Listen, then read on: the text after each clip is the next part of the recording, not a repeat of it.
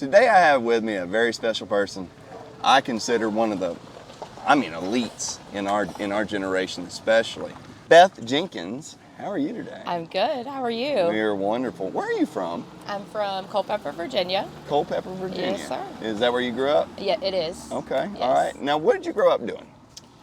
Nothing much. Nothing much? I literally had no hobbies Okay. at all.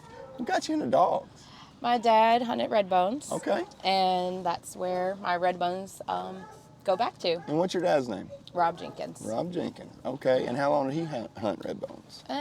He's hunted for most of his life. Most of his life? Yeah, he's had other breeds, but red bones is where his heart is. Is that where your heart is? Yes, Yeah. it is. What is it about the red bone breed that you just love? Of course, their color is striking, Yeah. but they are just so pleasing. Yeah. They want to do what you want them to do. Right, right. I personally have never owned a red bone, ever. I've never even shown a red bone. Really? Never. You got to get hooked up with I that. might have to try it one day. Now, you also handle many other breeds, Yes. and I respect that about you a lot. Now, you also do something that I don't do. What got you into judging? To help out my local club. Good for you. Yes. Good for Yep, you. I've had that for several years now. Yeah. And, judge around the local stuff. And I've been honored to judge bigger stuff. Yeah. And that's pretty exciting. Some of the bigger events, which are? Southeastern Youth, Yeah. Grand American Youth. I know there's a few others, but I'm completely blank right now. All right. It's cool. Well, you have judged some major Yes. events. Now, when you're in a major event judging, what does that pressure feel like? It's a lot of pressure. It's got to be immense. It is. And when you break it down down to a couple of dogs, what are you thinking mentally? What's your approach as a judge? How do you break that down? First, I want a dog that will hold up in the woods. That's the first thing. Especially when they're up on the bench. Of course, I'm watching them gating, and I'm like, is that dog really going to hold up night after night hunting? Mm-hmm. And then when I get them on the bench, and I'm like, I'll go back through after I kind of, have Sure. your idea of what you're liking on the dogs. And I always try to do a positive on each one and say, okay, this is where this one has its strengths and its weaknesses, and would it hold up hunting? Right. That's what it comes down to for me. Well, and I love the way you just stated, and I mean this, by will they hold up hunting? Yes. That's the first time that's ever been said. And folks, at the end of the day, they may be bench dogs That's what they're and supposed show to do. dogs. These are hunting dogs. Yeah. And you breed dogs to hunt. You have Yep. hunt and bred dogs. Yep. I respect the heck out of that. That is something that has been lost. Yes. And we can talk about that Oh, because yeah. it has been lost. People think that these are just show dogs. These are athletes. Yes. We breed them to a certain standard for a reason. Right. And the hunting dogs have the same standard. That's right. And if you don't have, for instance, with a Walker Hound, that's what I'm familiar with, so Yes. that's what I'll talk Yeah. about. With a Walker Hound, you like that big, deep chest. Yes. Well, we have them big, deep chests because we need lungs. We need power. All hounds Because need they that. have to hold up night after night hunting. Absolutely. Pencil-legged dogs. No. Their legs will break, folks. Exactly. Their legs will break. You can't have And that stuff. flat feet or Let's too talk tight of feet. Let's talk feet. And this is something I've never been able to talk to anybody about, and this is something that's be fun to talk about. With feet, why is it such a big deal for a flat-footed dog? That's not going to hold up when they're going over the rocks or, just every terrain they're going to go through when they're Yeah. hunting. Folks, take your shoe off. Walk on gravel. Walk on gravel. Yep. Tell me how you feel. It's not rocket science, but it is a big deal. When you have a dog that is flat-footed, folks, it is not good for them.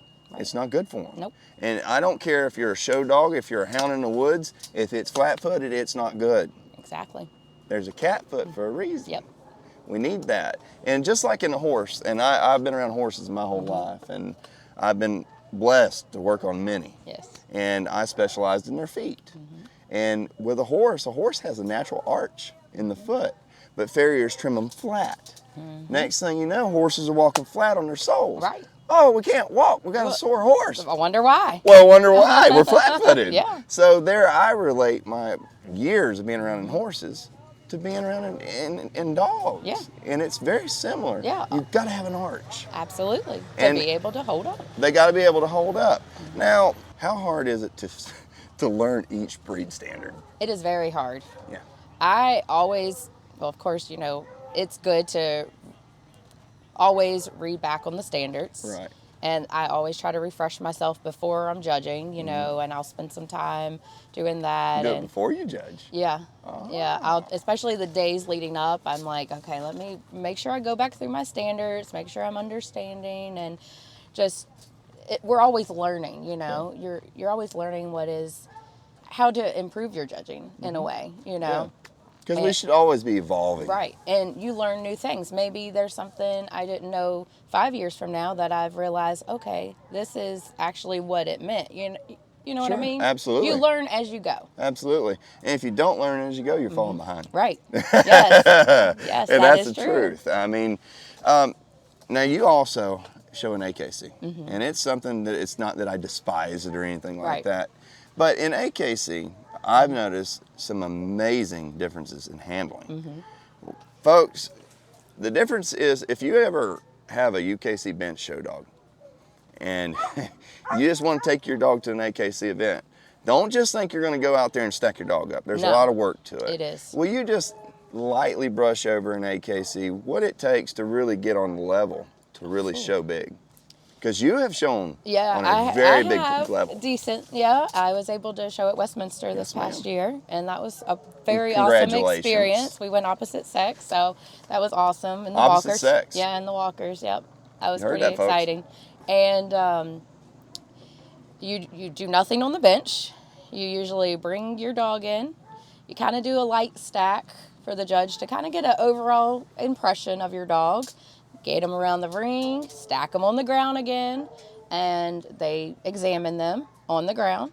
And then, you usually do your down and back, and they're looking for good movement and to the breed standard and their structure. And it's a lot of, in ways, I feel like it's more of an emphasis on movement. Yes, than we do see in the bench. 100% agree with you. I know that I haven't done a lot of it. I've done nationals down in Orlando twice, and I've done That's a fun experience. It was amazing. Yeah. It was amazing, but I was humbled because there was kids out there 14, 15 years old, and I was going, oh my gosh, I'm embarrassed. I know. I feel the same way every time I go to an AKC show. And I'm like, okay. Yeah, but it also goes to show you how we can also all evolve and get better. And improve. Because you better. learn as you go. Absolutely. The differences between a ground conformation dog and a bench dog, what would you say is the biggest difference in the two? They should be the same, but I agree with you. They should. I agree with you. But it's very hard because I'm going to say that question, and I mean this. I've done both. Yes. It was night and day difference between the two, and I personally, and I'm going to say this to everybody, get your butt ready before you really even think about the dog. Yeah. Because the handling's a different world. It is. It is. It is a lot more gating, of course, in the conformation ring. And I have been lucky enough to have some dogs that have done very well on the bench shows and very well in conformation. Well, one in particular you got from us. And folks, something we're very proud of. And I'll let you introduce the dog. What's her name? Silk. Second Wind, Sexy and Silk. Second Wind, Sexy and Silk. The first ever Emerald Tree and Walker champion. Yes. That gives me chill bumps. I mean, and I mean that. And this lady means so much to us. I mean, it just means so much. It really does. She's special. You put our dog on the map. And I mean, literally, I got chill bumps, I love her. Like, I'm just... People like you is what breeders are thankful for. Yes. People to get out there, work hard, put in that work. Thank you.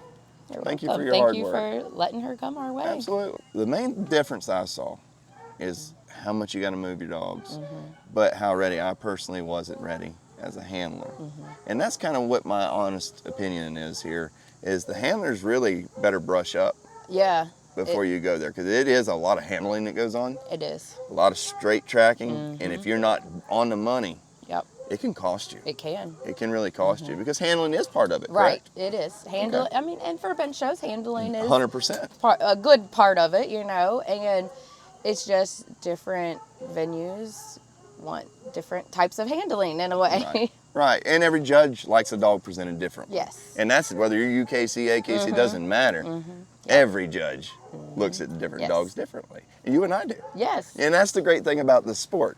You know, you may see a dog and you may see something that I don't. Yep. Or I may see something you don't, or we both might see something and go, oh my God, look at it. Right, yes. You know, and so, folks, I'm going to tell you something. Beth Jenkins, she is a staple in our sport. You really are. You're a staple in our sport. You've made your statements. But Skyline Kennels, she's really done well. You've really done a lot We've for the been very sport. blessed. You have. We really have. You have, and you've had some magnificent dogs. You have magnificent hounds. If there's one thing about our sport that you would make better personally, what would you say this sport needs to work on? People should work together. We can create better dogs that way. Yeah, so people should work together more is what Yeah. you're saying. Yeah, I agree 100% on that. Because there's other breeds that work together very, very well. Yes. And I mean, I've seen it myself, and we all need to get better. Absolutely. We all need to get better, because if we get together, we come together. Matt and I was talking about that the other day, and he said, you know, if we all come together, we can all make each other better. Exactly. And that's what the goal should always be. And it'll be a whole lot more competitive. And I mean, it is competitive, but very competitive. it would make it the level of competitiveness Just go through would, the roof. yes. It would just go through the roof. We ran into that riding bulls. You know, you want to be the best, you rode with the best. Exactly. It's just that simple. So tell me something over the years that was probably something that you needed to know or you had to learn you didn't realize you had to learn. Knowing when to show your dog and not to show your dog. Oh, so I'll touch on that with you. Yeah. That's very true. Yes. And you don't mean that, I don't think, with any ill intent. No. And folks, what she means by that, and you can correct me if I'm wrong, there's just certain judges that like certain hounds. That their style of Their the style standard of and how they interpret it. Exactly. So the way that standard is interpreted is just different. We are opinions. Yes. We are working with opinions here. Everybody has a different opinion, as we spoke about earlier. Absolutely. So, but I think something that needs to get better is those opinions need to work together a little bit more. I mean, years ago, and I'll put this on my back, years ago, the politics were through the roof. It was through the roof. It was almost so bad, I didn't want to come to the show anymore. Right. Now, I will say over the last few years, it's gotten better. amazing. It's gotten so much better. And knowing when to show your dog and not to show your dog is very important. And what you do with that, folks, is just watch. Just watch. And that's why it's important to also know who is judging. That's right. Before you travel 8 to 10 hours somewhere, Exactly. it's important to know, because if you know they don't like your style of tree and walker or something, then why would you spend that time and money going that far just to completely have no shot? Well, and some folks will combat that with me. I've had the same conversation with tons of people. Oh, yeah. You know, but some people combat it and, well, why don't you just go anyways? Well, here's the answer to that. I don't like a ball-mouthed tree dog. I won't own one. Exactly. So what's the difference? There's none. There's no difference at all, because some people won't hunt an English dog. Some will. So, hey, there is a little Everybody has bias in preference. everybody. Yeah. Preferences, a little bias here and there, whatever you want to call it. Sometimes it is bias. Yeah. But those people weed themselves out.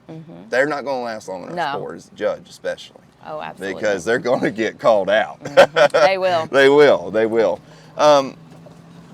What is your favorite hound? Breed or like my I want personal to know your personal favorite hound that you've ever handled. luck? My red bone. Your red bone. What's his full name? Skyline's Push My Luck. Skyline's Push My Luck. Yes. Skyline. How's he bred? He goes back to my dad's hunting dogs. Oh. Yep, and he has some of Jamie Krieger. She's the breeder, but he goes back. I owned his sire, and I owned his grandsire, and then my dad owned his great-grandsire. That's pretty special. It is. That's pretty special. How many generations do you think that goes back? Probably four. 4 or generations? 5, yeah. Ooh. Yeah. A little history. Yeah. A little history. He's How does pretty it feel to special. have something that nice? Oh, it's amazing. Yeah. It really is. Hardest event you think there is in the country to win? It's got to be Oaks or the World, but I would say the World. Your favorite win?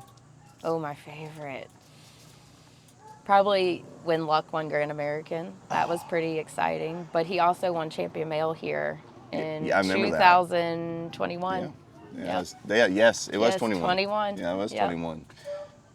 I'll sometimes watch the video back, and then I'll just start crying because Yeah.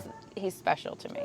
Well, you know, the wins, people don't understand how much these wins mean to us. Right. I mean, when I won confirmation with Stella, I've never won confirmation in my life. And it was huge. It was huge. And the love and the support from everybody. People don't realize what that means to a person. They really don't. If you just take 2 minutes out of your day to say, hey, man. Congratulations. Or, hey, Beth, congratulations. Yeah. You can light up someone's world by Absolutely. just doing that. And there's judges out there, as yourself. I have been around you, and I've seen how you take time out of your day to speak to people after the show. If someone wants to know, you're open about it. Absolutely. You know, and I want to commend you on that. Thank you. On that. Absolutely, absolutely. Is there anything or people out there you would like to say thank you to or anything? Jamie Krieger is one of the biggest ones I would like to say thank you to. Because without her, she actually took Luck's grandfather to Oaks in 2011, and she had just seen him at a local show. He was 1.5 years old.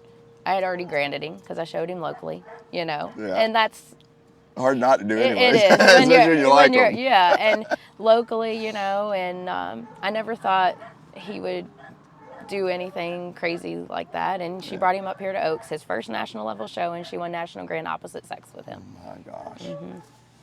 I can't imagine that kind of thing. That's and, pretty wild. And I wasn't even here for it. Yeah. I had to work. Oh no. She brought him up here. She brought him up here. Oh my gosh. And I mean, we've collaborated, and I mean, and y'all collab with a few people, right? Absolutely. And y'all have some young handlers. Yes. Raven. Yes, Raven Hunt. Raven she Hunt. actually finished Silk's Hall of Fame. She sure did. She did. She sure did. Phenomenal handler. She is. Phenomenal handler. I mean, y'all do have some elite handlers, and you are one as well.